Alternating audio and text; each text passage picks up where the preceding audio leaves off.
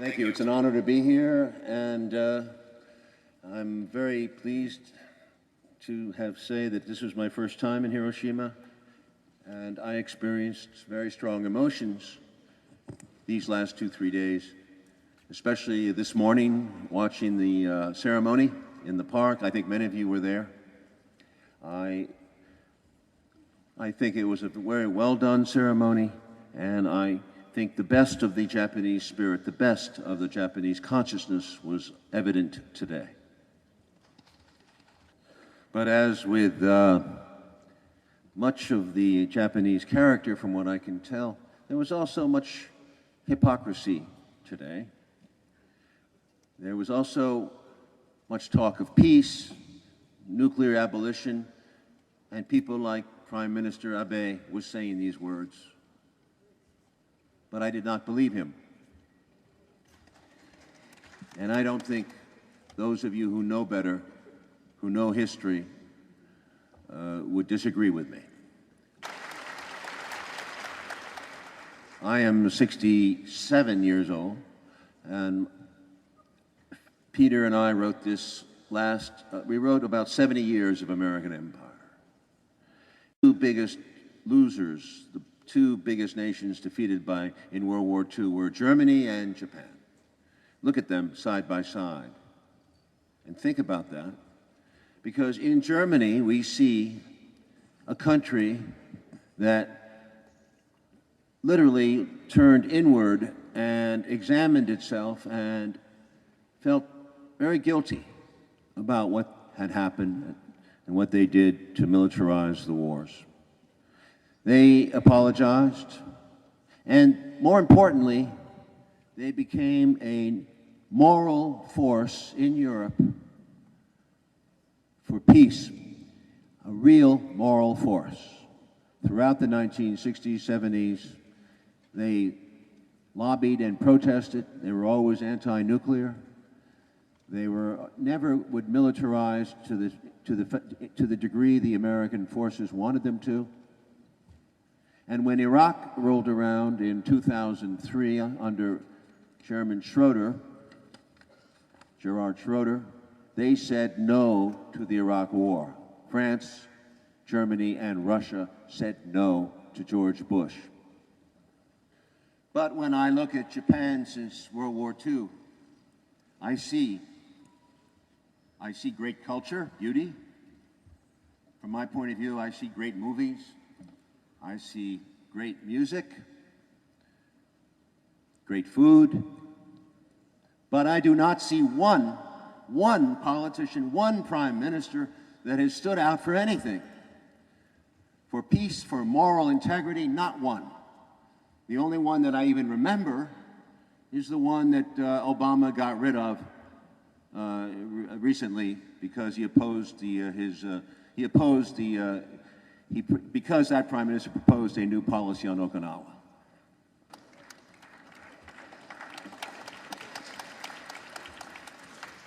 I think my question is to you. My question to you is, why? Why? Germany, horrible experience.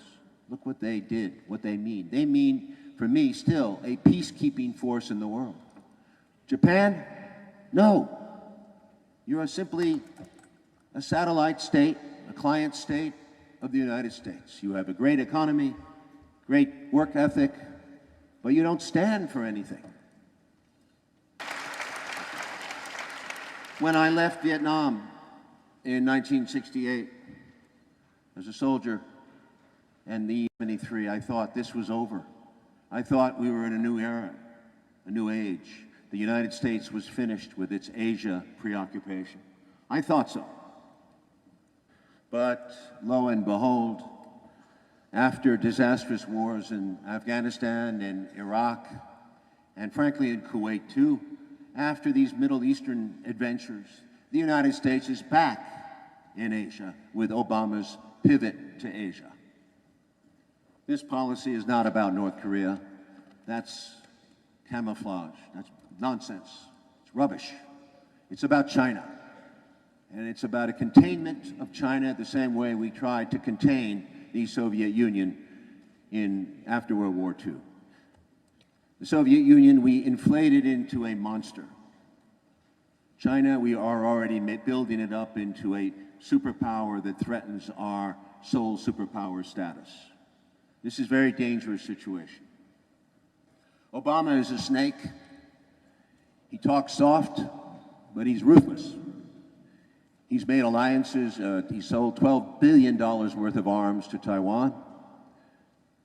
He's resupplied Japan with stealth fighters. Japan has the 4th largest military in the world. No one admits that. You call yourselves a self-defense force? Fine. You are the 4th largest military in the world after Great Britain and China. The U.S. is your full accomplice in this. You are some of our best buyers. We make you not only pay for the weapons we sell you, but we make you pay often for the wars we fight. We made you pay for Kuwait. We made you pay as much as we could for your involvement in Iraq. Listen, we are bullies. I hate to say this, but if you don't realize it by now, I think you do. You're facing a dragon of great size here. The dragon is not China, it's the U.S.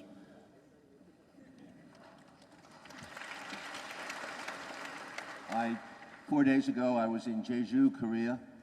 I just come from there where South Korean Navy is building the largest naval base, 400 kilometers from Shanghai, destroying a natural World Heritage Site, UNESCO site, a soft coral reef, despoiling the land and the water of the inhabitants of Jeju. Far worse than Okinawa because it's right on the front line with China.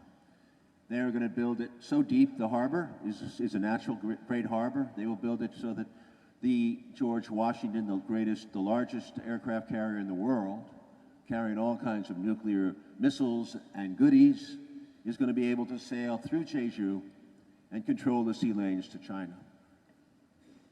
South Korea, armed to the teeth. Japan, armed to the teeth. Philippines, huge investment by the U.S. We've returned to the Philippines. We've controlled the Philippines. We're back in Subic Bay, down to Singapore, a new alliance with Australia, certainly where we already sent Marines, a stronger alliance than ever with Taiwan. All these islands that are ringing China. Vietnam, where I served, is now our ally militarily against China. We are looking for arrangements in Myanmar, Thailand, etc., and Cambodia. And I heard India. Of all places, India was always non-aligned, but now they have made some kind of new agreement with our military. This is very dangerous. This is the beginning of like NATO started as a defense arrangement, and it turned into an offense arrangement. The same thing will be true here. This year, the specter of war has returned to Asia. Obama loves Abe. Abe loves Obama because he knows he can get what he wants. Among other things, he would like the Sakaka Islands. Now, I can't comment on that. It seems to me a crazy thing to fight over, but it's not worth it. These are small islands. What matters is that the spirit of Japanese nationalism is being revived with this nonsense from Abe and his group about World War II, about China, the rape of Nanjing, the comfort women in South Korea, etc., etc. So you can talk all you want about peace and nuclear abolition, but the poker game is run by the United States.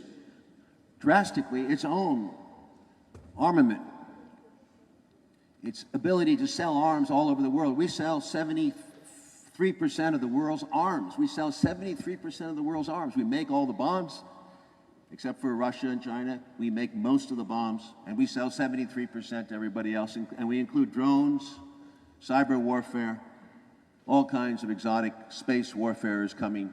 The United States is much bigger than just nuclear. It's everything. It's the most dominant military superpower in history. So what are you going to do about it?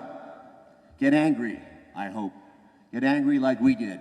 We've put 5 years of our life into this book and this movie to try to tell people, educate the younger generation about the dangers and the arrogance of being a sole superpower and a growing tyranny that has to eavesdrop on the entire world, put people in jail without motive, disappear them, keep secret files, secret courts, endless big brother state.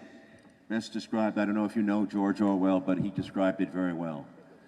This is what is happening to the world, and Japan is going along with it docile. I remind you again, my opening remarks, after Vietnam, you people know the dangers of war. Vietnam was the last big war in Asia. It will happen again. It is up to you to stand for something, as Germany stood for something on the European side. You were the losers of that war. You suffered greatly in Hiroshima and Nagasaki and other places. You must process that grief and make yourself strong to fight the bastards who will fight you again and again and bring much pain to the world. Thank you very much.